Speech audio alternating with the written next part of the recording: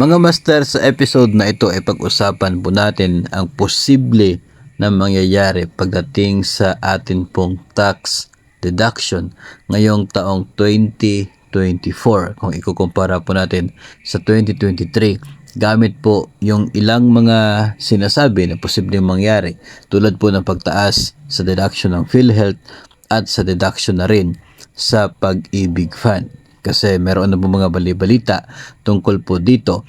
Then considering na hindi pa naman po nagtaas yung sahod sa ngayon, ay ito po yung ating nakikita na magiging senaryo. No, ito makikita po niyo 2023 at 2024 ay pareho lamang yung basic pay. Ginamit ko po dito yung basic pay ng isang newly hired teacher ng DepEd na meron 27,000. Ang GSIS mga master ay hindi po yan nagbabago, no? Hanggat wala pong bagong batas. Sa ngayon po is 9% ng basic salary. Yun po ang ating GSIS deduction bawat buwan.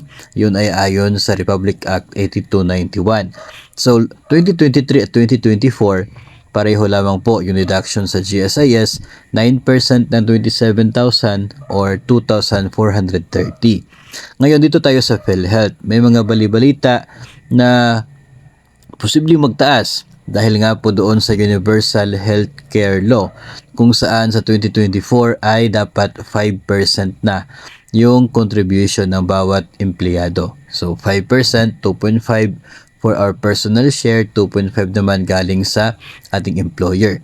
Pero noong 2023 kasi 4% lamang yung nakadeduct. Kaya 2% sa atin, 2% sa employer.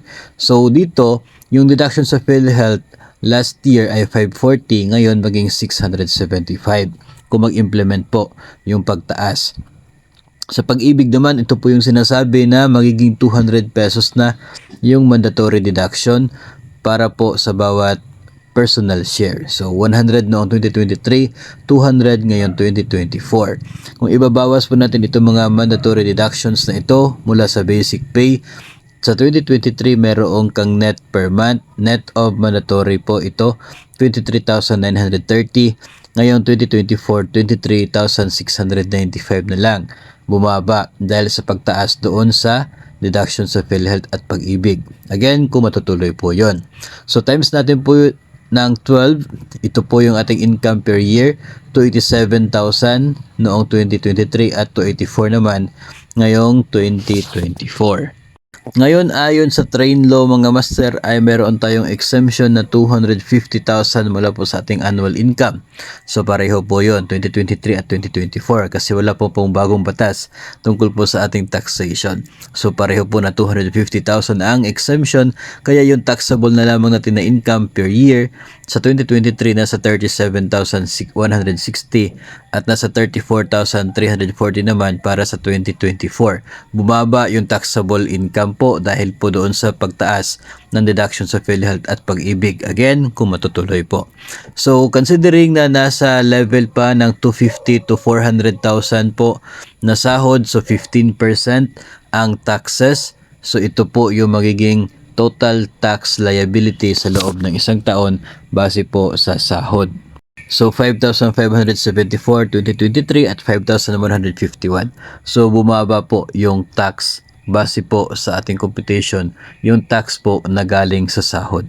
Hindi pa po natin na-consider dito if ever yung inyo pong total benefits na natanggap sa isang taon sumobra sa 90,000, yung excess po ng 90,000 idadagdag doon sa income per year bago po yung exemption. Doon po siya ilalagay, yung excess sa 90,000. Ilalagay siya doon, tapos babawas yung 250 na exemption resulting to taxable income per year. Ngayon, multiply doon sa rate. So, ito po yung nakikita natin mga master. As I said po, ito ay galing sa sahod lamang. No? So, normal po talaga na bababa yung atin pong tax deduction ng konti dahil sa pagtaas sa PhilHealth at Pag-ibig. Again, kung matutuloy. And hindi naman po kasi nagbago yung basic pay. Kaya ganun po yung mangyayari. Pero may mga cases talaga na sinasabi na tataas pa rin yung tax deduction sa 2024. Mangyayari lamang po yun kung mayroon po tayong mga benefits na natanggap na hindi pa kinunan ng tax. Katulad na lamang po ng SRI. No, yung mga division offices na ang kanila pong SRI 2023 ay buo na natanggap, yung tax po na para doon ay panigurado. Ngayon 2024 po sila ikakaltas. So yung tax deduction po ninyo sa halip na bababa dahil doon sa same sahod pero tumaas yung deduction, pero nga nagkaroon ka ng dagdag benefits na hindi nakunan ng tax.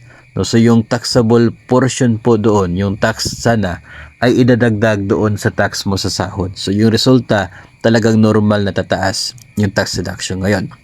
Yun po yung downside ng pagtanggap ng buong SRI noong Disyembre, kasi panigurado na yung 2024 mo na sahod ay magiging apektado. Doon ibabawas yung taxes. Doon sa 2024 sahod, yung sahod mo yung magsasuffer ng taxes from your 2023 SRI.